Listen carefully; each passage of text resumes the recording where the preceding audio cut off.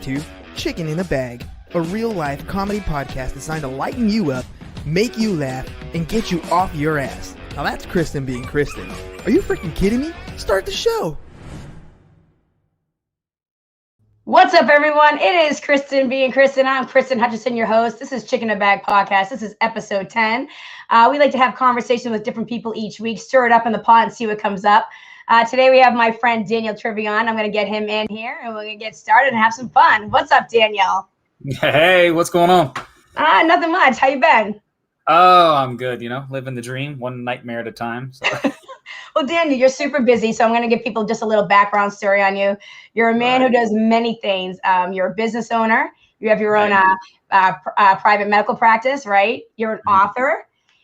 Over COVID, because it wasn't enough of a frustrating year, you decided to become a business coach on top of that. Started a podcast, The Edgy Entrepreneur. So you're somebody who does a lot of stuff. And on top of that, you're a dedicated dad, single dad doing your thing. So thanks for joining us today and taking time out of your busy schedule for us. No, this is amazing. This is the fun part, right? Some of the other business building and everything else that you do to grow and do these things is really annoying. But this is the shit that you live for. Like, this is the fun stuff. I always make time for this because this is the fun part. Right, exactly. So now, how did you get into the medical profession, right? And then when you got into the medical world, then why did you really, really fine tune on the business? Because I think so many people want to have their own thing and they don't realize what goes into it. So you tell us a little bit about your little backstory on that. Yeah. So, I've been in medicine since 2004. That ages me, dates me. So, but I worked for just the typical practice that we're all used to going to, right? You go sit in the lobby, you wait for an hour to be seen for 10 minutes. I worked in the physical rehabilitation part of this big orthopedic practice, and not that it wasn't great and not that we didn't help a lot of people, but I just kept thinking to myself, there's got to be something different. There's got to be something more than this. Like, then you go to college and you get a job and you get married and you have kids and dogs and cats and all this other shit. Like, there's got to be more, right? There has to be more. And the more I searched for it, the more I was just like, I don't know what the hell it is. Maybe I'm just an idiot, right? So, but what I did know is that I wasn't satisfied seeing 30 people a day, and then getting a pat on the back and being like, oh, well, great job. How many more people can you see? I'm like, this can't be right, Right. So, that feeling kind of left me to say, I can't do this. I can't work for somebody else who dictates how much or how little I should do. And that translates into how much they think I'm worth. So that's what they pay me. That's a great point. I love that you just said that, because I really want to get into finances today, because there's a lot of people that really have a hard time with understanding money or what their worth is, especially when you're starting your own business. So then what did you kind of go on with that when you figure out like what I'm worth? How did you realize that, like, hey, I should do it my way? Yeah, well, I think a lot of the world is if you're an entrepreneur, right? Mm-hmm. You get paid for the value you bring to the market. Right. If I'm employed, I get paid for the perceived value that I bring to whoever runs that business. Right. And that perceived value is $15 an hour, $20 an hour, $75K a year, whatever it is. Right. So there's a difference in mindset here. So working income and how much I get paid an hour, right, is dictated by somebody sitting in an office in a leather chair, eating bonbons and watching Captain Kangaroo, right? Versus somebody who owns a business who's creating money on the value that they bring. So I'm like, okay, well, how do I bring more value to the market? And a lot of times in medicine, that means cash pay practices, right? So you see the shirt that I'm wearing. So I opened, this is kind of at the beginning of the end now here. So where I worked for 10 years and hated my life, eventually transitioned to 4 years ago, moving to Central Florida and opening up this stem cell practice. So for us, what does value look like? Well, from a potential healthcare consumer or a patient, if you will, they want time. Right? They want time with whoever they're seeing. They don't want to be pumped full of medicine and drugs and told to come back and see me in 6 weeks for another shot. Like, they want a way to get well. Right. So we opened up this practice to do stem cell based medicine for people with bone, muscle, joint, and spine injuries in an environment where they could be treated like a fucking person and not like a number on a page. I love that you said that, because I had my own experience and I was getting frustrated with like a medical thing I had. And then like, I was like, there's got to be a different answer. There's got to be a different answer. And I found a different doctor, and he was like more of a holistic approach. And like, I went in his office, I filled out all this paperwork before the meeting, and he literally sat for like an hour going over my history. And I was like, what? This is so crazy. I've never really, it was such a different experience, but it was great because I did feel better. And it wasn't just here, take this and come back and see me. So I think that's great, because I think a lot of people do want different options. So that's a great thing that you started that. So that's fantastic. Yeah. So like, Daniel, I want to ask you another thing. So now you when you got on your own, you really seem like you really understand business. Was it just something that you always had, like you see it a little bit more clearly, or was it something that from your own mistakes you started to be like, oh shit, I can make that better, or oh shit, that could happen? That one. Like you don't know what you don't know, right? When you get into this field, you don't know what you don't know. And you think, I'm going to be this big hot shot, and I'm going to create this. I'm going to build this thing, and I'm going to be amazing at it. And then you get in the middle of it and you go, I don't know what the fuck I'm doing. Right. Right. So, because it's so different. What entrepreneur class did you take in high school or college? What business ownership class did you ever take? Even as a medical professional, we learn how to treat people. We don't have business 101. Right? Yeah. We don't have business 101. Like, this is fly by the seat of your pants kind of stuff. It's not taught. I think it should be, but it's not. So what you spend a lot of time doing is finding other ways to learn. Which is my co-host for the podcast, Oriana, we always talk about this all the time. People want to pick our brains, right? Hey, how did you do this? Can I pick your brain? Yeah, for X amount of dollars an hour, you certainly can. Because I spent $60,000 over the last just in the last 2 years, probably $60K close to, learning and developing myself to be able to be a better business owner, to be a better leader, to be a better marketer, all of those things. And so when you first start in your own business, which I've had my own business now for at least 8 years, I think about 7, 8 years now. Yeah. So when you first start that, you don't know what you don't know, but you have to learn, and you have to follow the people who are successful, because somebody has been where I want to go. Go talk to them. Yeah. So one thing, if you don't have $60,000, they could get your book, right? So what's the name of the book? What is it? Unfucking Private Healthcare. Yes. I think a lot of people can relate to that, and they probably love the title of it. But I mean, that is something that people can read, that if people that have have a business or a medical practice.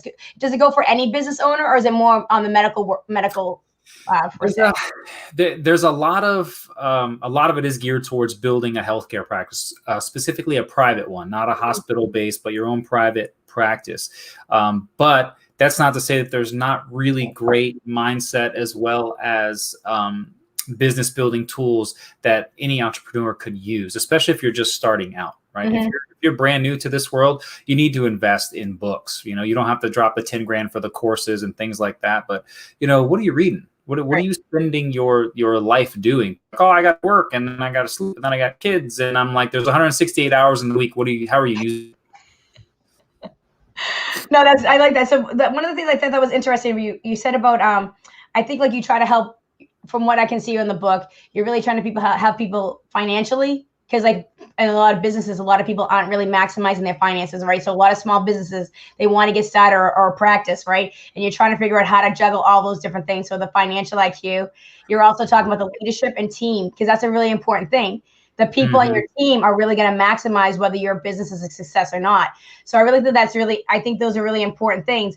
One thing I think that was really interesting, you talked about men and leadership. I think there's an old school mentality that men lead a certain way. And can you talk a little bit about that? Now, did you learn that, thinking that it was your way or the highway? And you said, well, this isn't really No, I don't think. You could probably ask some of my team if I was ever the John Wayne, rough, tough, don't take any shit off anybody type of leader.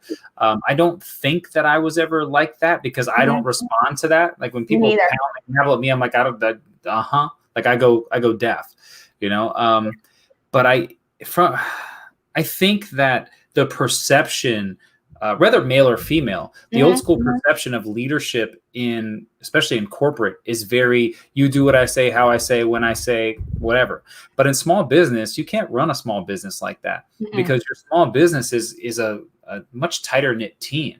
And a lot of times they rely on you for more than just work, right? But you guys somewhere along the way somehow become friends, right? You still need to separate the two, but at the same time, like these people, you're closer to them. You know more about their families. You know more about their personal lives than you typically do in a large corporation. And it's really hard to bang the gavel. You have to be grateful for your people. You have to have sympathy and empathy for your people, and you have to be able to help them. My rule is that you don't work for me, I work for you. Right? I love that. I work for you. Yeah. Right? We're successful because I remove all the roadblocks from your life, not from your life, but I remove the roadblocks from the business so that we can be successful. So if you're struggling to get from one point to another, I need to know so I can help remove the roadblock or find a way to help you be successful. I think a lot of leaders try to fix everything. Yes. But I think you need to say, okay, well, how do I help you fix the problem? I think also too, what do you think about this? I think a lot of leaders are control freaks sometimes, and they wind up and I think some owners are like that. They want to have their hands in everything, and they burn themselves out because they can't delegate. They have to learn to let go. You have to find the people in the positions that you can trust to kind of let that thing come off your plate so you can really focus on what you're supposed to be doing. Yeah, healthcare providers are the worst. Oh my God. And they're the spectrum. They either have no effing clue what's going on, or their hands are in everything and they still don't know what's going on, right? Because I just record this because I'm doing some record online courses to push out to some of my business owners in the healthcare world. Like, stop selling me that you're a great multitasker. Don't sell me that. That's trash. Stop selling me that. There's no such thing as multitasking. What you just told me is you do a bunch of shit but get nothing done. Ooh, right? Yeah. So a lot of people like that. How is it? Delegate, systemize, and eliminate. Those are the three things. Who can do stuff for you that you don't need to be doing? What can you get rid of that is just a waste of your life? Right? And then what systems can you put in place that make things easier? Right? Time is always the problem for a business owner. Time. How do I create more time? It's easy. You delegate, you systemize, and you eliminate. Let's go. Done. I love that. So now talking about time, I think there was something I think I saw you like some people are really good at scheduling, blocking their time. I am not.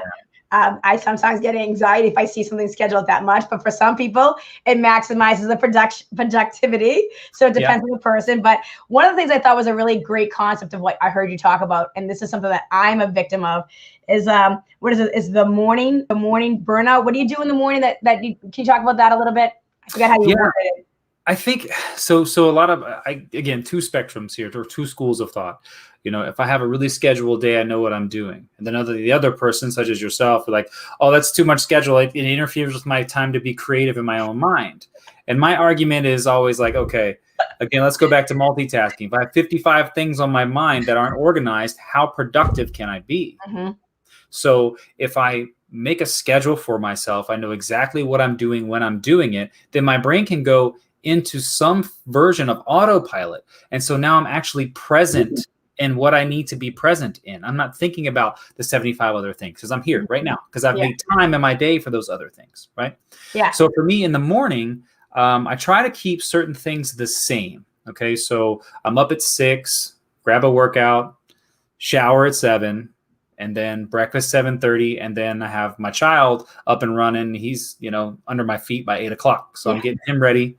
He starts his day at 8:45, and at 8:45 I go for 15 minutes, plan the rest of my day. Right? Now that sounds pretty simple, but like, oh, well, I can do that. But it's the intention and the habit that you put behind it. So my brain works like this: my alarm goes off at 6. I get up with only one snooze. Then I go get dressed. Then I brush my teeth. Then I go outside, right? And so this is boom, boom, boom. Like this is how my brain is programmed. And then when I go take a shower in the mornings, I take a colder shower because it raises core body temperature, right? Which makes me awake. At night, our core body temperature drops. So that's why you should take a hot shower at night, a cold shower in the morning. And so then I move to, what am I doing today? Am I recording? Can I put on a hat today? Do I need to look like this for Kristen? Like, what am I doing? Right. And then I move and I think, then I do this, then I do that. So I've created this habit and this structure to my day. So now I'm erasing things that don't serve me. I love that. Oriana just said a structured schedule for your day is the way to go. I said, I'm learning, because it's funny you say that, because I actually just spoke with somebody who's going to be on with me in a couple of weeks, and she's a numerologist, and she was saying one of the things that she saw in my numbers was that I do that in my job, but I don't do it in my personal life. So now you say that, you're making me think twice about the system of mine. I might adopt your morning routine or your schedule a little bit more, Daniel. Do it. Well, here's the thing though. It's little pieces, right? Some people try to start like this whole thing. If you've never gotten up at 6 o'clock in the morning and start a workout routine, don't try to do that tomorrow. You're not going to be successful. They'll do it for 2 days and they'll be like, fuck this. And then you'll stop. Right. So you've got to take it off in small chunks. People try to take these big, huge bites at stuff. I'm like, how do you eat an elephant? Right. One bite at a time. So get up 10 minutes earlier tomorrow and just get in the act of getting up and getting dressed like you're going to go work out. Take a step outside, walk to your mailbox, walk back, and call that your workout. And everybody's listening going, what the fuck? That's not a workout. I'm like, I know, but you're programming this to get into the mode of doing that. And you do that for a week. And the next week you back it up 20 minutes. Then you do 30 minutes. And now eventually you're up at 6 a.m. and it didn't feel like you just killed yourself over the last 66 days to make that happen. Because 66 days is how long it takes of consistency to create a permanent habit, a permanent change in the way your brain works. I've heard that a lot, so I think that's really important. Another thing I loved, you told a story about like sometimes, like you're saying, you can't just start off doing everything all at once. You're just going to burn yourself out and say, forget it, this is too hard. Same thing with sometimes you just have those days where you're just not feeling it, right? You're just not feeling productive, or you don't know why. You can't just kick yourself in the ass and just, come on, you know what you're supposed to do. And you told this interesting story how you took your son for a haircut at the barber, and then the barber asked you a question and kind of like got you out of your funk. So what do you say to people when they're kind of feeling those days that you're just kind of struggling with your mentalness, or you're not kind of, you're in one of those minds like, wow, I know what I'm supposed to do, but I just don't have it in me today? Yeah. For me, I think sometimes I don't feel challenged, so I don't feel motivated. Right. One of the main core things we need as a human being is challenge. Right. So you need to feel challenged throughout your day or throughout your work. If not, you're fucking bored. Right. And so there's some days where you just like, I know the things that I need to do today, but they're not challenging me. And so I'm like, I can do them tomorrow. Right. And I just get in there's just not enough pressure, if you will, right. To motivate me. And I told you at the beginning of this is what I thrive on. This communication and this connection is what I thrive on. Me standing in front of a camera and recording courses all by myself in this room. This is my office. Yeah. I'm like, it's so dull. It's so fucking boring. Right. So that day I was in my own head. I'm like, this sucks. I didn't want to do it.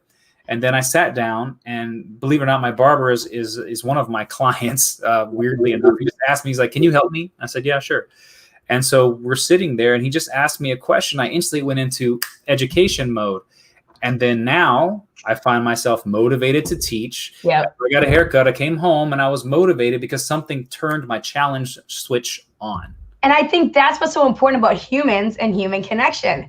One of the reasons I do love being a bartender or serving people, in the public is because, sometimes it's that spontaneous conversation or that topic that you probably would not have heard of, or somebody that opened your mind to an experience, and as what kind of like turns my, like when you're making content or you're looking for people you want to have a conversation with, you don't always know who like you feel like talking to. And then sometimes I have a situation like, oh wow, what an interesting topic. I didn't even know that existed. I want to go find something about that. So I think that's the thing about sometimes what it is about, connecting with other people. There's something that you can kind of, you give and you bring something to that, Yeah. Avoiding burnout is nothing more than your own self-care, right? Right. That's all. People are like, self-care, and you think that means I need to go spend a day at the spa or I need a day off. No, that's not what I mean when I say self-care. Self-care is how are you growing yourself as a person, right? Maybe you need to read a book that teaches you something new. Maybe you need to go join a yoga studio or a different workout program, or take up a hobby that you need to go learn something new. Take your kids, right? I take my son and we go paddleboard. Right. So it's something that sometimes you just need that connection or that creativity, or you need to learn something new. Yeah. Our brains are programmed to thrive and survive. Two things. Love it. Right.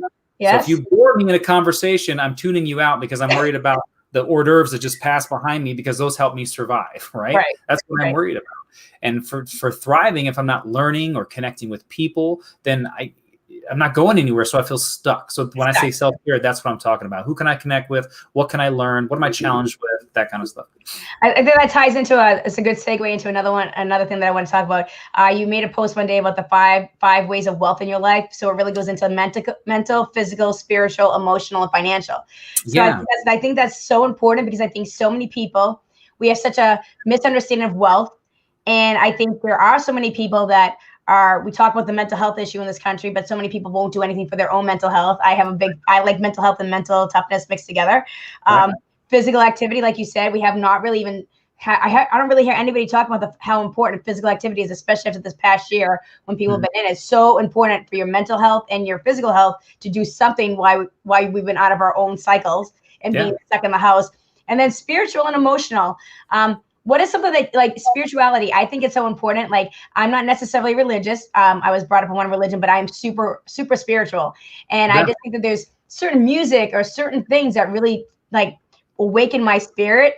And is there something that you kind of tap in for your spirit? Are you religious, or do you have like something that kind of just makes you feel alive? Are you earthy? Like, some people are like, you know. So when we say spiritual, right, you can believe in a deity or God, Jesus, or the universe or whatever, but a lot of times you should use spiritual as a way to have faith in something, but you believe in something you can't see, right? So from a spiritual standpoint, I kind of look at it, and this is what I tell most people, because I don't like to do the religion thing, because I grew up that way. My grandfather was a deacon in a church. I believe in Christ and that whole thing. But it's not my place to drive business owners. Like, that's just not my calling, right? It's other people's, but it's just not me. So I use the word, universe. What are you putting out into the universe? Love that. If it's Christ, we'll talk about Christ, right? If it's just universe or whatever deity you believe in, because what you put out there is what you get in return. Okay. So important. So for me, it's a mindset flip. So if I think to myself, man, this day sucks. I got to go do this. I've got to go blah, blah, blah. And now I'm in this negative headspace, rather than thinking, instead of I have to, I get to. Man, I got to get up at 6 a.m. and work out. I get to get up at 6 a.m. and work out. Right. Yeah. I find a penny on the street. I'm not too good to pick up a penny. It's 1 cent. Who gives a shit? But I'm gonna pick it up and be like, hey, thank you. Money is coming to me. Right? I love that. Yes. You have to appreciate that. If you put that negative bullshit out there and that's what you concentrate on, that's what you're gonna get. Oh, Daniel, yes, so much. And everybody's like so focused on the negativity. And I was just like, the other day, I was just kind of like, man, like it doesn't serve me at all. It just destroys me mentally. So like, I try to I understand it. I know there's ugly, I know there's bad, but it's like, I can't let that be the energy that I put into the universe, or that I take in too much of, because it'll weigh down my spirit, like you said. So I feel the same way. Another one, the final one, was financial. I want to get into finances with you, because were you always, because this goes back to school, right? It goes back to either your family history or your schooling, right? Did you know how to use money properly? Do you have positive or negative financial influences around you? Did you in your childhood, or is it something that you learned or realized and got better at it as you got older? Yeah. So, financial, my family, so my grandfather was a business owner, right? He laid brick, he built shopping centers and homes and all this other stuff, right? His own business with his brothers, did his thing. But it was never something that was talked about. We didn't talk about money when I was growing up, right? My mom didn't talk about money. Like, we didn't have, money was just not a common conversation. And of course, nobody learns about money in school. You don't have to balance a damn checkbook in school, right? So it's like, you don't know what you don't know. But then when you start making money and it's your own money, you always you've heard the common things. Well, it doesn't grow on trees. You better have a little nest egg. You hear all these common isms. Right. But what people don't realize is that money is emotional. It's not, it's a tool that you use to buy shit. And people say, oh, well, money can't buy happiness. You're right. It can't, but it can buy me a boat that I want. And that shit makes me happy.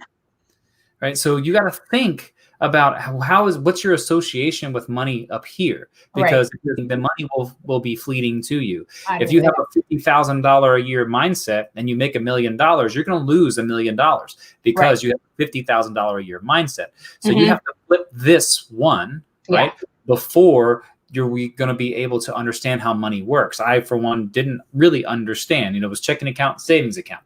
right? Yeah. Now I have 6 accounts for my personal and 4 for my business. People are like, you have 10 accounts? I'm like, yes, I do. And I don't have a savings account because savings accounts are stupid because I get 0.15%. What the hell is that? So, wealthy people, and when I say wealthy, I don't mean millionaires and billionaires. I mean people who understand the triangle or the star of mental, spiritual, physical, emotional, and financial health. Right. Though that's wealth to me. Yeah. If you have all 5 of those, you're a wealthy individual. Same. Yeah, I think that's a good point. I say, because I'm always that person that says, "Oh, I don't need money. I don't need money to be happy." And what I mean by that is that I think I'm spiritually and emotionally wealthy, in my opinion, without all the actual finances. But after this year, the reason I want to have this conversation with you is I'm like, okay, a little extra money or an extra source of income is a necessity, because I think this year kicked a lot of people in the teeth and says like, hey, I better get that finance game up. So that's why I think it's so important. Yeah. Yeah, I think too that, people, if you're coming from a place, can money buy you happiness? No, it cannot. Especially if you're making it from an unhappy place. Right. So how many people do we know that make hundreds of thousands of dollars, but are unhappy as shit? Yeah, we see it all the time. Because they work in a job or in a career, or they opened a business, then they did it just because they wanted to make money, not because it made them happy. Right.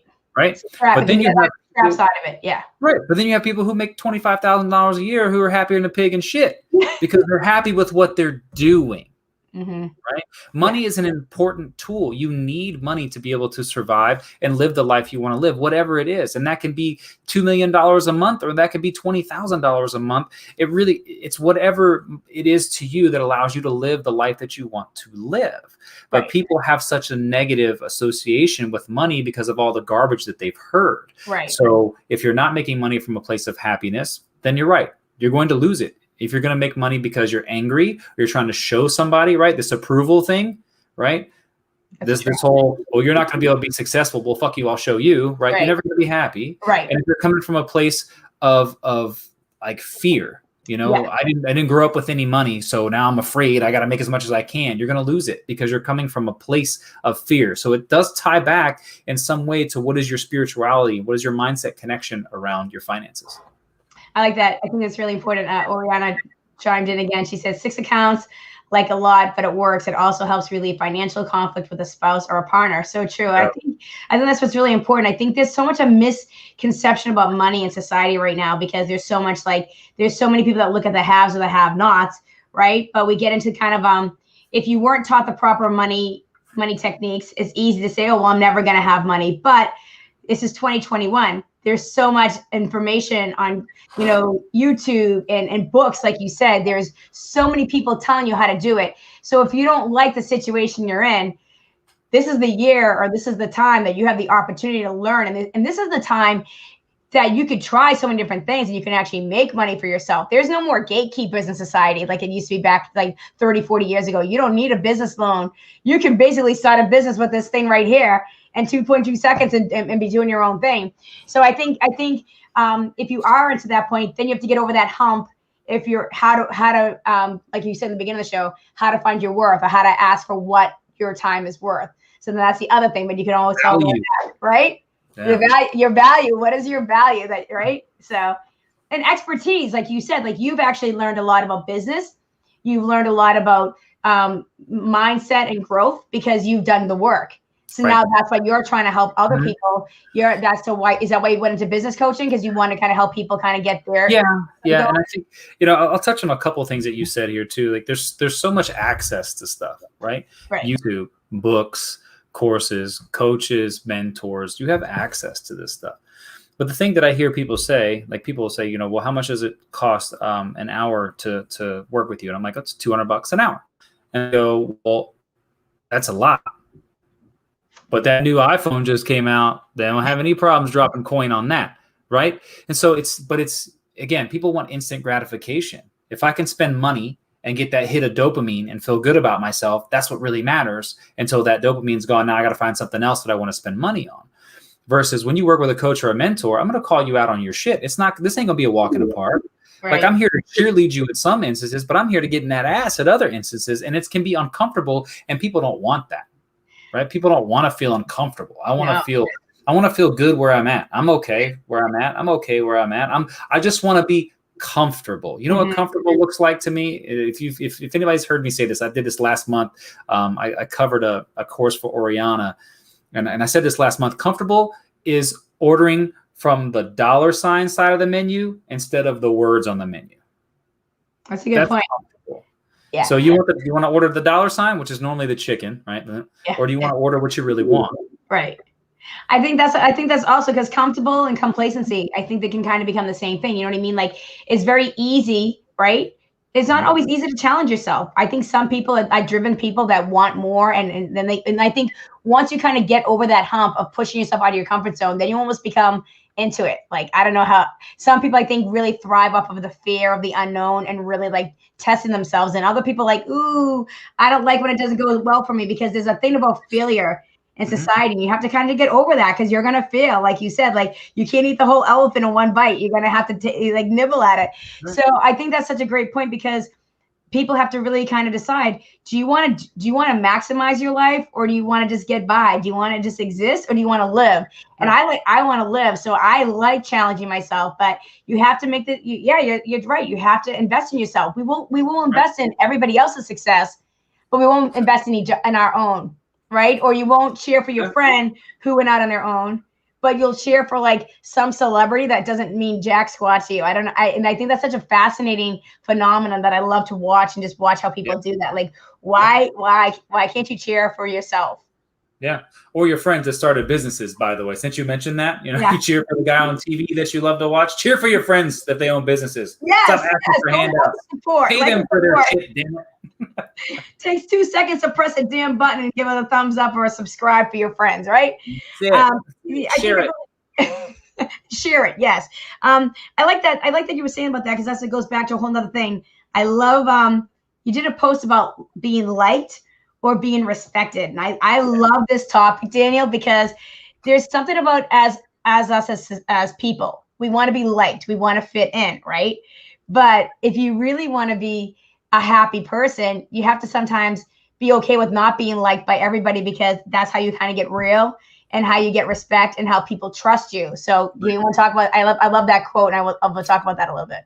Yeah. I think too many people are looking for ways to get likes in this world, right? All of our social media is about that, right? How do I get more likes? How do I become more liked? But nobody really looks at, well, what are those likes doing for you, right? I might like a certain athlete and the way he plays, but I I may not necessarily respect him as an individual. So what do you really want, right? Because the people who respect you may or may not like you, but it's okay, because I have a different level there, right? How many people like you but then talk shit behind your back? Like, all the time, right? So they say they like you, right? Do you want to be the person that everybody likes? You want to be the person that everybody respects? Because respected people is where you go get information from. Right. Everybody has that one friend that's probably an asshole who they go to for all of their information. Right? Because they know that the answer they're going to get is probably not going to be the one they want to hear, but the one they need to hear. The truth shall set you free, but first it's probably going to piss you off. There's too many little circles of friends out here who are agreeing with each other just to support each other in their shit habits. Like, stop doing that. Stop doing that. Girl, you need a better man. Or dude, that girl's a bitch. You need to get, no. Fix yourself. Stop collecting people in your circle to support your ego, and find people that can support you in your own growth as a human being. You just nailed it, because I think it's so important. And I think if you even look at society in general, right? You look at like who we put on like the pedestal, right? Or you look at the people that get the most likes on social media, right? Now, do you really respect them? And it's something that's really been irking me a lot lately, because if you say it's not that I'm hating on that person. Like, people like, oh, I thought you're supportive. I'm like, I'm supportive, but I think sometimes you got to call out, that's bullshit. Like, that person isn't impressive. Like, maybe it's a fun little song to dance to, but I might not agree with the way the person's presenting it on stage. I might not respect, I don't respect what they're doing. I can understand like they're doing their thing and they're making their money. So I think that that's a really important topic that people have to understand. You have to, I think that you should want to go for, I think Oriana here, she says, I'll take being respected over being liked any day. I agree. And she says integrity. Integrity is my biggest thing. And I think a lot of people got off of integrity. And I really think that we need to get back to that. You know what I mean? You have to want to, you know, it goes back to like respect and like, you know, if someone's going to do business with you or someone's going to invest in you, they want to know that they're investing in somebody that really is being authentic with them. Yeah. And I always say the same thing. I'm always like, listen, I'm going to tell you the truth. You might not always like it, but you know, whatever I say to you is what I mean. And on social media, especially, I think that's an important thing to really do. Like you're representing yourself. So if you're going for those likes and those, you know, like everybody, the numbers, you might be falling into a trap of like not being yourself, and then you lose yourself. Yeah. Or you support stuff that's not factual. I find this. So as a healthcare provider, I want to know what does the research say? What's the medicine say? Like when it comes to any certain topic. And if I scroll across something on a feed that is incorrect, I'm going to drop a comment to say, this is not right. Right. And I don't care if I'm like, oh, well, you know what? I hate that this is put out there. I'm really sorry to come. No, fuck that. This is not right. And this is why. Like, I'm going to fluff you to get my opinion across. But what happens is people want the attention from whoever they shared it or whatever client they're trying to draw in. So when you preach real shit, they delete it. Right? So you're now promoting fake culture as well so that we can get more likes. Right.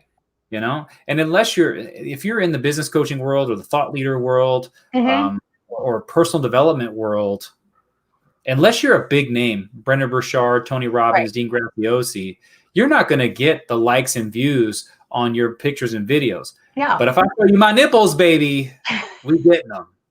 And I'm going to give you an example of it. I'll drop a 1-minute video, just a really quick, this can help your life video, 1 minute. Or I can drop an 11-second video of me making beer because I'm a beer guy and I make my own beer. Right. My 11-second video of me making beer will get 15,000 views. I know.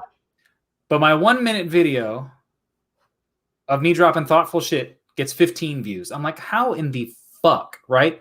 It's because we have now even these algorithms for these systems are now pushing stuff that doesn't matter. I know.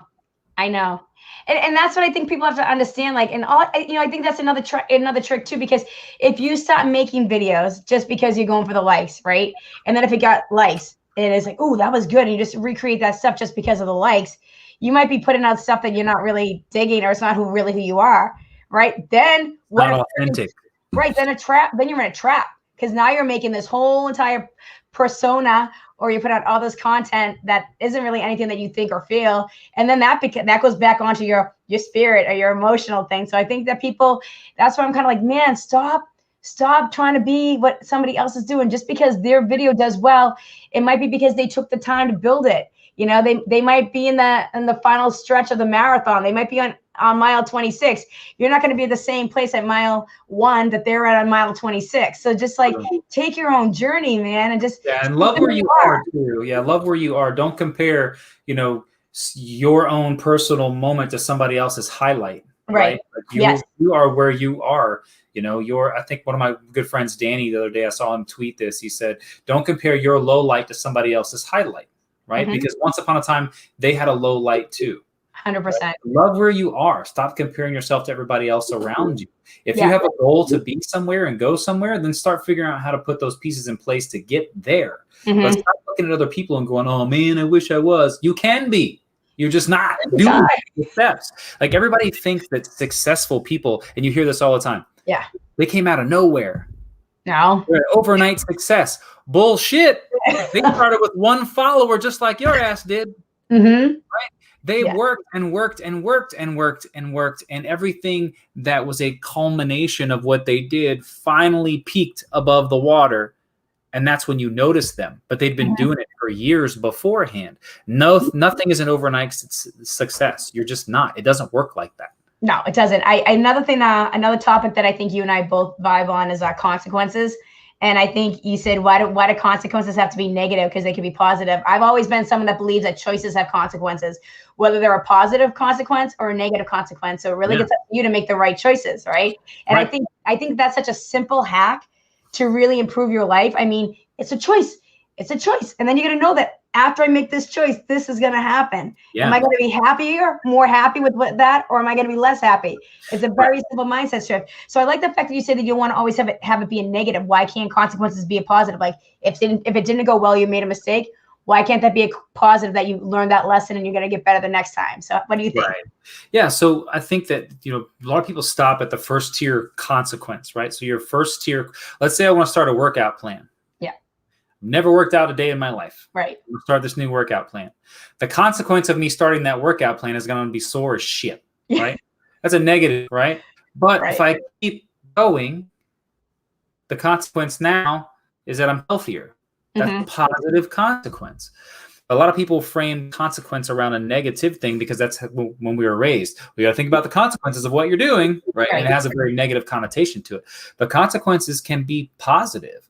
And until you stop thinking that a consequence is negative, right? Until we can get away from the fact that when we were growing up, we did something right, we got praised, we did something wrong, we got crucified. Get away from that mindset, But what you were speaking of earlier was the idea that I always get what I want, right?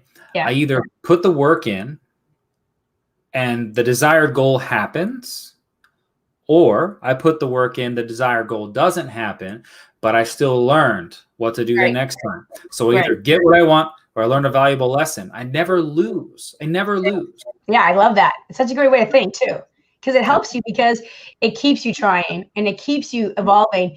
And I think just people are just so afraid of loss. I don't know. They have such that failure, like, oh my God, I make mistakes all the time. Like that's another thing about the algorithm or like the social media, like the perfect, they were saying how like now it seems like Instagram wants more authenticity. They want more of the real because they got kind of sick of all the fake and the phony and all like the flossing. So now like they don't want those perfect grids, and I was like, the perfect grid, that's probably like a metaphor for what I think about life. Like that perfect grid overwhelms me thinking of all that color code. It just looks too cookie cutter for me.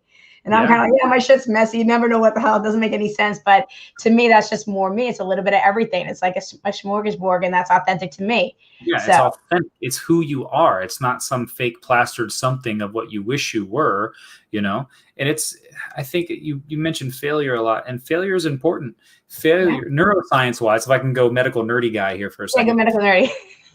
Neuroscience has shown that when you make a mistake, you have permanent changes to the synapses in your brain. Okay. If I'd never burned my hand on a hot stove, would I ever learn that lesson? No. If I never busted my ass riding a bicycle, would I have ever learned how to ride a bicycle? No. Right? You make permanent changes to the way your brain works when you fuck something up. Right?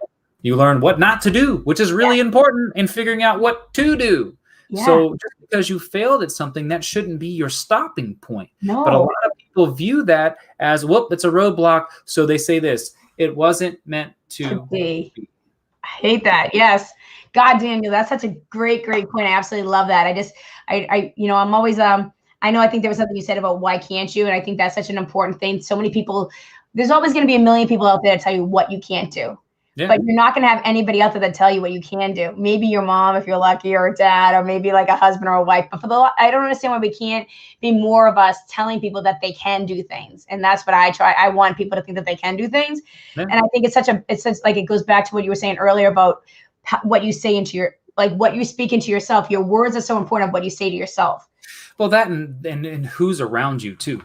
Right? Because you're going to take on, if I come hang out with you for a week, I guarantee you I'm going to pick up some of that accent, right? It's just going to happen because you become who you hang out with, right? In some way, shape, form, or fashion, you're going to pull from some of those people. It's just naturally what happens, right? Because humans need that connection. They need that tribe. And what happens is you take on some of those habits. Right. So if you have been told by your mom or your dad your entire life that you can't do something, you need to, first of all, tell them to go fuck off because that's a bad source of information. You hear Gary Vee say this all the time. Tell your friends, tell your mom to fuck off, right? Mm-hmm. Because they're supplying you with information that's not true. It's not igniting you. It's not driving you. It's just taking from you. And until you find a place where energy is given to you in a positive light, you're always going to feel like you can't. I mean, and this goes back, if you don't make A's and B's, you're a failure, right? Yeah. You don't get an A on a test, you're a failure. And even as a parent, that's tough, because I got a 9-year-old child. I'm surprised he's not in here barking my tree right now. Yeah. But, like it's one of those things where, how do you weigh out success? Right. Yeah. Because A's and B's means success, right? But A's and B's don't count for shit when you own a business. I love that you say that, because I was just talking to my niece yesterday, because she's really anal about her grades. She's going to physical therapy school right now. And she was stressed out yesterday. I said, come on, why are you so stressed out? I'm like, who cares? Da, da, da. And I said, don't you remember when I told you in high school what they were going to ask you in college, like what you got in 12th grade algebra or whatever? And she's like, yeah. And I go, I told you they weren't going to give a shit, right? I go, so if someone else is doing this in class, or they got a better score than you, does that really matter? Because when you go into the working world and you have to be a physical therapist, you're going to be using your skill set, your personal skills, and all that other stuff. They're not going to ask you for your record, you know what I mean? And I was trying to make her just get over it, because we sometimes can't help it, but our brain gets focused on certain things, and it's a hard thing to kind of train yourself not to do. So I was just 17 years of being a professional. I've been asked one time what my grades were, one time, and it was I was 10 years out of school. And I was applying for a sales job, which eventually led me to my first business ownership. But the guy asked me what my GPA was after my freshman year. I was like, I don't fucking remember that. I don't remember half the classes I took or what grades I got. Right. We're so programmed to put this amount of attention into the grades rather than the learning. Right. I completely agree with you. And I think that's so important. I think that's a really important lesson, because, I mean, as a father, I think that, I don't know how you do, but as a mom, maybe we can talk parent talk for a few seconds. School wasn't really my favorite thing. I was more of a creative kid. Academics wasn't really my thing. I really was bored in school, and my son's super creative too. And I really learned to take my own ego out of that whole conversation early on, because he had a reading disability. So I knew that the academics weren't going to be like what I could judge him by. I knew that I had to kind of revamp my brain and kind of focus on like what was good for him. And I think that so many parents, I don't know if you feel this way, but a lot of parents fall in the trap of what their vision was for their child and all the things that they thought that they were going to do. And you're actually really starting this whole negative mindset for your negative conversation in your own child's head. Yeah. What about, did you have to check yourself as a dad? Like, oh, maybe he doesn't like baseball, or I thought he was going to like this. Did you ever have those experiences? Yeah. Do I want this for him, or does he want it for him? Am I pushing it because I want it for him? That type of mindset. I think every parent has to check themselves on that. Like, am I pushing him to do this because I want him to be successful at it? Or am I pushing him to do it because I just want him to have the experience? Right. So I've let my child try just about every sport. I have my druthers on which ones I would not want him to play and which ones I would like him to play. A lot of that has to do with injuries, just because of my background, right? It doesn't really have to do with the sport. Like, I'm not a huge soccer fan. I think it's boring as shit. But if he wants to go play it, I'll be out there, with bells on, cheering him on. But I think that there's too many parents that want their kids to live their favorite pastime, and you can't. All you have to do is create the opportunity for kids to try shit. Like, my child has a scooter and a skateboard and a bicycle. He plays basketball outside in the driveway. He's done tennis camps. He's done football camps. He's done basketball camps. He's played baseball. He's in golf right now. Like, try it all. Yeah. Try it all. And if you like it, then we'll put you in one and let you experience it and go after it. You don't have to be. I was a basketball player, huge basketball player, and I play beach volleyball now.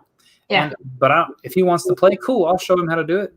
Right. If he doesn't, I won't. I'm not going to push anybody to do shit they don't want to do, because I don't like to be pushed to do shit that I don't want to do. Right. Now, what about academics now? Are you one that's really strict on the grades, or do you like, if he did his best, are you like, okay, that's good? I don't know. Am I strict about grades? Come here. Come here. There he is. Hello. Am I strict about grades, or am I strict about you actually learning the material and applying yourself? Which one? Learning the material and applying myself. That's more important, I think, too. That's really great. What a good dad you got. So cute. All right, now get out of here. You're bothering me. I'll help you with your homework when I get done. I'm almost finished. I got 10 minutes. I'm hungry. Nice to meet you, Hungry. I'm Daddy. I love this.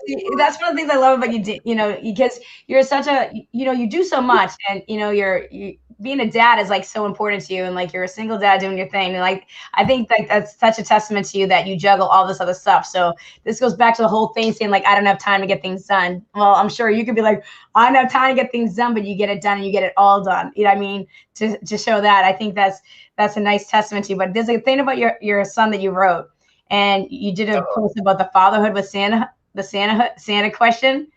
Oh, yeah. And what I love what you said about that is that, you know, when those questions come up, right?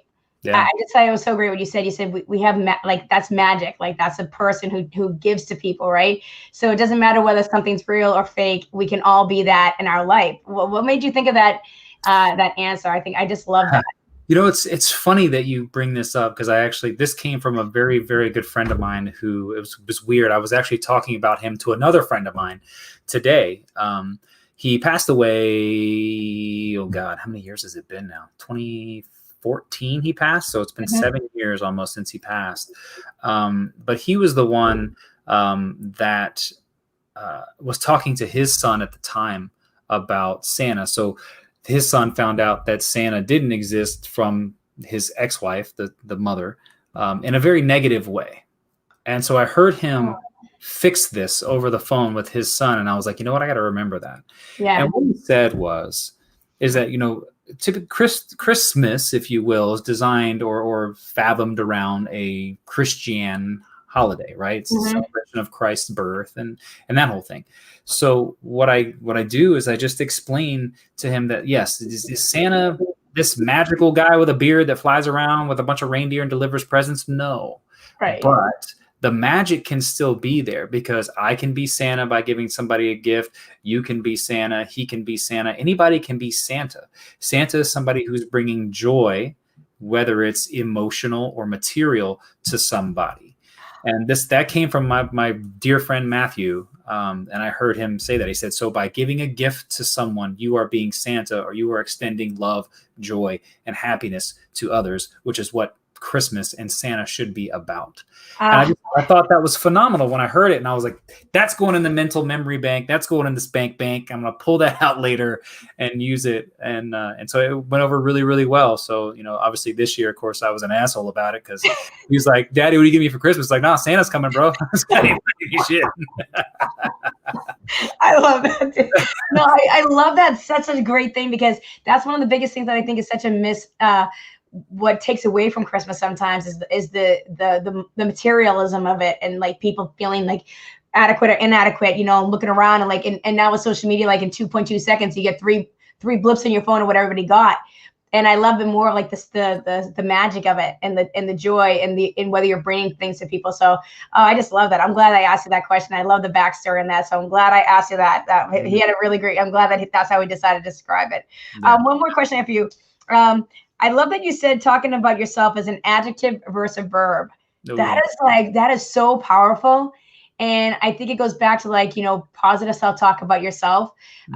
Where did you come up with that? Like, when did you come to that realization? Because I know that's a big trick that a lot of people do. Try to describe yourself by not, that's like a big thing. Like describe yourself without saying what you do, So yeah. I think, you know, and we just did Oriana and I just did a talk this past Thursday about your own identity, right? So versus, so say something like, I'm going to learn to play the guitar, or I am a musician, right? So are you doing shit, or are you just describing shit, right? So, you know, I'm 6'2", I weigh 220 pounds. Great. That's what I look like. But who am I? What am I doing actively in my life, right? I am a business owner. Again, that's an adjective, right? But what am I doing? What am I doing to change the environment that I'm in? What am I doing to change myself? Am I living a list of superlatives, or am I out here doing action? Am I doing shit? Right? Too many people spend their life planning. One of these days I'm gonna. Eventually, when I get here, I'm gonna do this. But nobody lives in messy, let's get my hands in there and let's get after it. Right? So I would ask anybody who's watching this live or post, are you just talking about your life, or are you doing shit with it? That's so powerful, because I think it's so important, because I love that you say, when I'm going to do, and like, I think my husband always says, hey, you're alive this much, you're dead this much. And he always says that to me, because, sometimes I'm cautious about things, and he's like, you got to just live, Kristen. And I'm like, yeah, you do, because sometimes I think things through, because maybe from previous things that have happened in my own life, I kind of like will stop and be like, is this the right thing to do? Should we really be doing this right now? But that's just but you got to do. And I love that, because I say, do, don't say. And that's been one of the biggest things that I've learned over the past 2 years. I have a lot in my brain, and I've been really trying to be more proactive and active on it, instead of just saying, I'm gonna. Now I'm actually trying to do it. And then even if it's messy while I'm doing it, at least I'm doing it. Yeah, because 99% of the other people out there will never do it. Right. So judge me all you want to, while you sit back in your comfort zone, and I'm out here living my best life. Because you're right. Life is short, right? As far as years go, but it's really fucking long when you're unhappy. Oh, so true. It's really fucking long. Yeah. If you're doing shit that is in your life purpose, it is bringing you joy, and you're just living that moment, man, life is a blast. But if you're doing shit like going to a dead end job that you hate and bitching about everything in your life is really fucking long. Yeah. And I think that goes, like, you have to sometimes check yourself. Like, if you're really that unhappy, make the move, whether you make less money. Like that's what I'll say to people all the time. Like, one of the things that my husband and I make a deal about, like, if something's not good and we're miserable, we back each other up and we get out. Like, it's like, because life is too short to go someplace you don't want to be every day. So the door is never locked. Yeah, we're not locked. Like whether one of us has to move, we're like, all right, do what you got to do, and we'll figure it out. Because it's just not good for your psyche. It's just not the way to live, and there's just not a negativity around you. Right. That if you get up every day, you're not going to be productive in all the other things we talked about earlier, your 5 ways of wealth or any of the other stuff, because you're already halfway dead, because you just like get up and you're doing like this thing that you don't want to do. So you got to make a pivot, adapt, and try to find a way to change whatever you want in your life. If you don't like it, you got to make the change. Mm-hmm. Yeah. We all do shit that we don't want to do. Yeah. You have to do things you don't want to do, but if you hate your life, you have to change your life. Yeah. I think from a habits nature, a lot of people, what they miss here is, marry the thing that you want to do with the thing you need to do. Okay. Yes. So in other words, I want to binge watch Netflix, but my ass needs to be on a treadmill.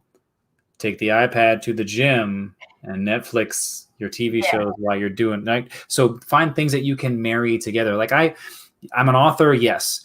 Do I enjoy just sitting down and reading a book? Not until recent years. I definitely did. I'm like, oh God, this sucks. My attention span goes boom. So, but I needed to not just work out and exercise my body. I needed to exercise my mind too. So audiobooks come into play. Instead of music, I'm now doing the thing I want to do, which is work out, while I'm doing the thing that I need to do, which is improve my mindset and learn. Right. Yeah, it's so great. It's little simple things. Just blend them together. They're just little steps, little tiny steps make changes in your life. It doesn't have to be all at once, like we said, because you're going to get overwhelmed. You're going to burn out. You'll be like, forget it. This is too hard. I'm just going to fall back. Exactly. So you just do it little by little. Try one thing. Maybe change how you speak to yourself one day.